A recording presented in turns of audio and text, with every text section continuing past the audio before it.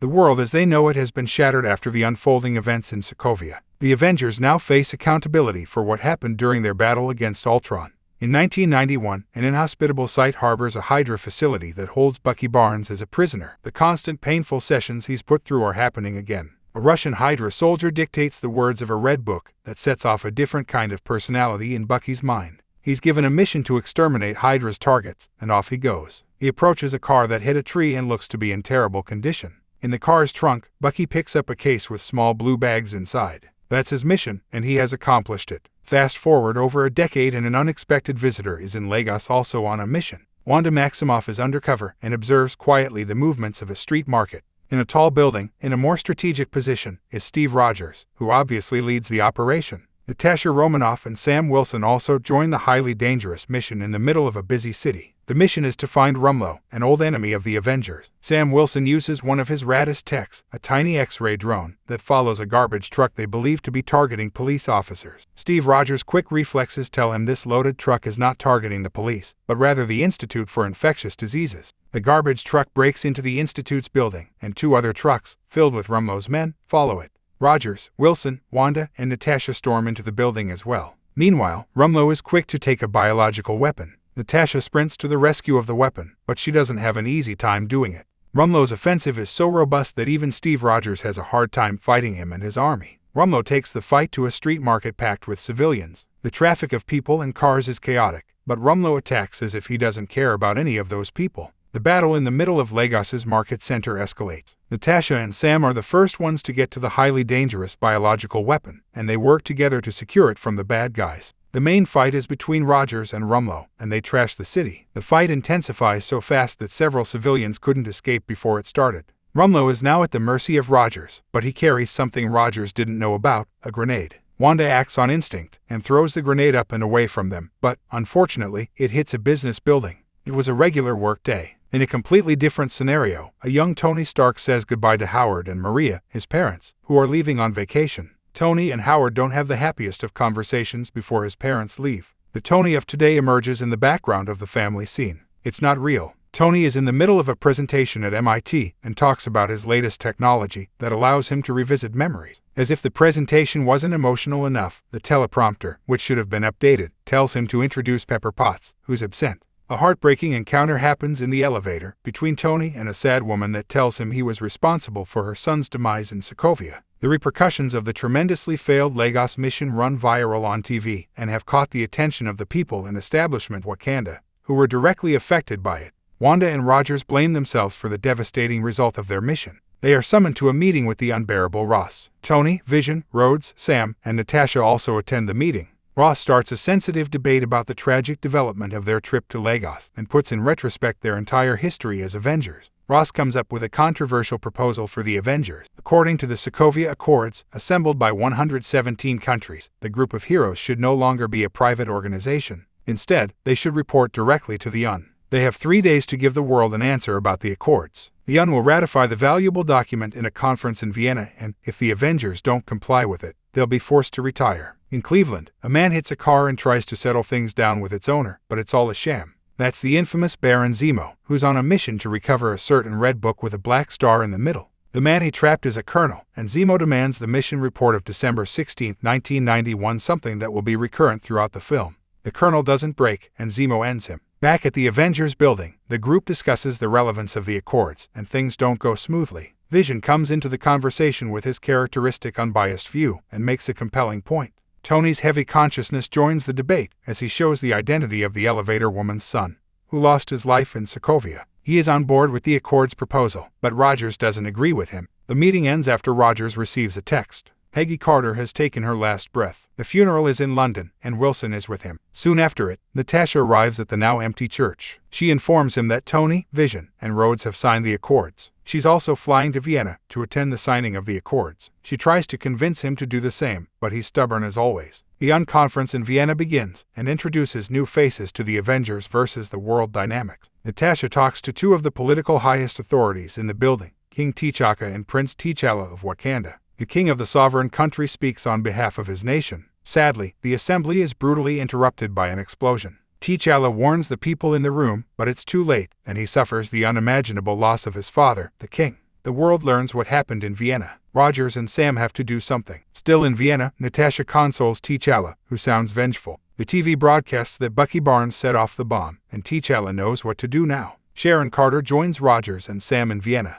They have the plan to find Bucky before the authorities do. Zemo is also on Bucky's tail, but Bucky flew to Bucharest to lay low. He looks weak and pale when Rogers finds him in a banged-up apartment. Steve Rogers tries desperately to reason with him, but soon the apartment is invaded by the police. The fight destroys the small building, but Bucky runs off, not for too long, though. The astonishingly extraordinary Black Panther is in the building, and he's chasing Bucky. Sam and Rogers go to Bucky's aid, but they have no idea how strong the Black Panther is. They take the frantic chase to the busy streets of Bucharest, as Rogers keeps trying to save Bucky. The chaotic chase is put on hold, as Rhodes lands right in the middle of it as the War Machine. Bucky and Roger are arrested. The Black Panther reveals himself to be T'Challa. In the meantime, Vision tries to impress Wanda by making her dinner. They have an existential conversation, but it ends when Wanda tries to leave the compound. Vision doesn't allow it. In Berlin, the police escort Bucky, Rogers, Sam, and T'Challa to Task Force Commander Everett Ross, who's about to extradite them. Everett takes them to S.H.I.E.L.D.'s offices. Tony and Natasha are there. Tony and Rogers take a break and talk about their long history, and Tony attempts to persuade him to sign the accords to settle things down. The friendly chat ends when Rogers finds out that Tony is keeping Wanda locked in the Avengers compound. Sharon, Sam, and Rogers come to the conclusion that something is off with the Vienna attack, and watch as a suspicious man interrogates Bucky. It's Zemo. On the outside of S.H.I.E.L.D.'s facility, Zemo's accomplice causes an accident to distract everyone. Zemo plays mind games with Bucky to turn him into the Winter Soldier again. Sam and Rogers fight Zemo and the Winter Soldier, but they lose big time.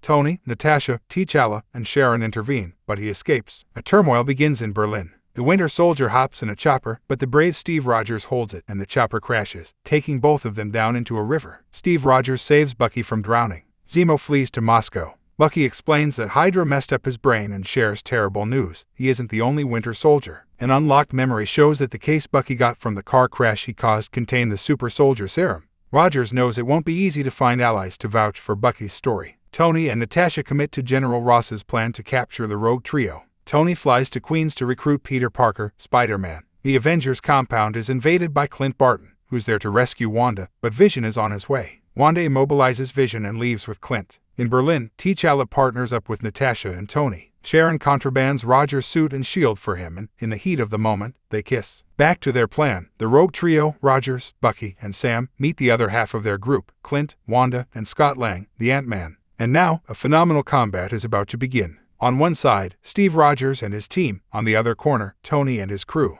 The Clash of Titans starts now, and has an airport as the stage. The first, most iconic moment of their fight is when Spider-Man swipes Captain America's shield. The altercation between Iron Man and Captain America intensifies. The iconic battle provides encounters between heroes that have never seen each other before. It's a feast for the eyes. Captain America hijacks a jet. War Machine and the Falcon, Sam Wilson, chase it, along with Iron Man, but War Machine collapses after Falcon's attack. He's in bad shape. In Russia, Zemo is closer than ever to fulfilling his plan. Somehow, Tony feels that Vision is also to blame. He was distracted. Both teams retreat to count their wounded. Tony learns that Zemo was behind everything that happened. He and Natasha fly out to meet General Ross, who has put Wanda, Sam, Rogers, Clint, and Scott behind bars. Rogers and Bucky are nowhere to be found, but Tony is after them. They arrive at the same site where Zemo is, an icy desert in Russia, where he digs deeper to find the mission report from December 16, 1991. Iron Man faces Captain America and Bucky Barnes, trying to come to an agreement to have them back. They enter the abandoned military base. Zemo's voice suddenly echoes around the place. A surprise guest hides in the shadows, Black Panther, who's there to avenge his father. Zemo plays his mind games as usual, but this time with all of them. Captain America is the first. Zemo shares his reasons for his horrible plan. He lost his entire family in Sokovia, and now must destroy those who destroyed his life. The Avengers. An old videotape plays. It reads December 16, 1991, in Russian. He's found it. He's found the mission report. Tony immediately recognizes the road and the car he sees on the tape. He's in complete shock. Bucky is his parents' assassin. His first move out of shock is toward Bucky, naturally, but the whole situation worsens even more than expected when Steve Rogers stops him. Tony is devastated by the unpleasant surprise, and will not measure the consequences of what he's about to do, especially now that knows that Rogers knew all about it. Tony is furious and heartbroken. Iron Man blasts out his armor at Bucky, and Steve keeps holding him back. That makes Iron Man bring the fight to him as well. The unimaginable happens. The two heroes that became inseparable best friends are now in a fist fight. because of the Winter Soldier. Iron Man has a win during the fight. He rips Bucky's metal arm off. Captain America doesn't hold back his punches at Tony. Zemo has accomplished his mission, and now is ready to join his family that was destroyed in Sokovia, but the surprise guest, T'Challa, gets to him. T'Challa knows that Zemo is the one to blame for the explosion in Vienna that took his dad away from him. T'Challa rises above with a heavy heart, but doesn't end Zemo. He takes him as a prisoner. Captain America's iconic catchphrase is painfully displayed as Iron Man fights him. Iron Man knows that Captain America can do this all day. But Captain America prevails. He's won the fight and takes Bucky with him. Tony, who's miserably inconsolable, demands that Rogers gives back his shield. After all, Howard Stark made it, and, at this point, neither Captain America nor Steve Rogers is worthy of holding it. Tony is completely alone and broken. Agent Ross stands in front of Zemo, who sits in a glassy prison cell under the custody of S.H.I.E.L.D. Tony goes back home to give Rhodes all the support he needs in his recovery. Tony and Rhodes' moment is interrupted by a mail delivery made by a kind old man. It's a letter from Steve Rogers. Before disappearing, Steve Rogers invades the prison facility where his Avengers supporters and sets them free. He also writes a heartfelt letter. Steve pours his heart out in that letter. He apologizes for hiding the truth from Tony and makes him a promise. No matter what happens, if he finds himself in a moment of need, Steve will be there for him. All Tony has to do is call.